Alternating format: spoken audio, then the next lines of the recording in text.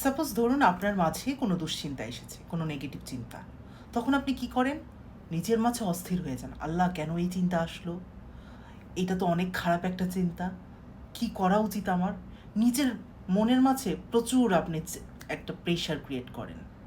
হতে পারে সেটা আপনার কোনো রাগ থেকে এসেছে, হতে পারে কোনো লোভ থেকে, জেলাসি থেকে, আপনার লাইফের যে কোনো সিচুয়েশন থেকে আসতে পারে।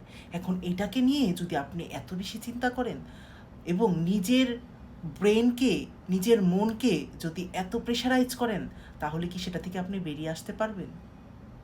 পারবেন না। সেক্ষেত্রে দেখা যাবে আপনার ওই চিন্তা আপনাকে বারবার প্রেশার ক্রিয়েট করছে, আপনার মাঝে বারবার আসছে, যেহেতু আপনি সেটাকে স্টপ করতে চাচ্ছেন।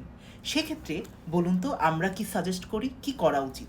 সেই ক্ষেত্রে অবশ্যই আপনার মাইন্ডকে ওই চিন্তা থেকে ফ্রিজ করে দেওয়া উচিত এবং আপনি সাক্ষীভাবে নিজের ওই চিন্তাকে দর্শন করতে পারেন।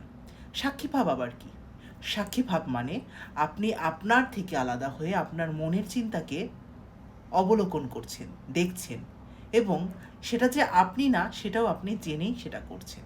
তাই এই ধরনের কোনো চিন্তা যা আপনার মাঝে নেগেটিভ একটা ফ্লো তৈরি করছে, সেখান থেকে যদি বেরিয়ে আসতে চান, অবশ্যই নিজেকে দেখুন, সাক্ষীভাবে নিজেকে দর্শন করুন। তাহলে অবশ্যই আপনার মনকে খুব ভালো একটা এনভায়রনমেন্টে আপনি পরিচালিত করতে পারবেন এবং এগুলো নিয়ে এত দুশ্চিন্তা করতে হবে না। নিজেকে ছেড়ে দিন, নিজেকে ভালোবাসুন, নিজের চারপাশের সমস্ত কিছুকে ভালোবাসুন, ধ্যান চর্চা করুন, ভালো থাকবে। ধন্যবাদ।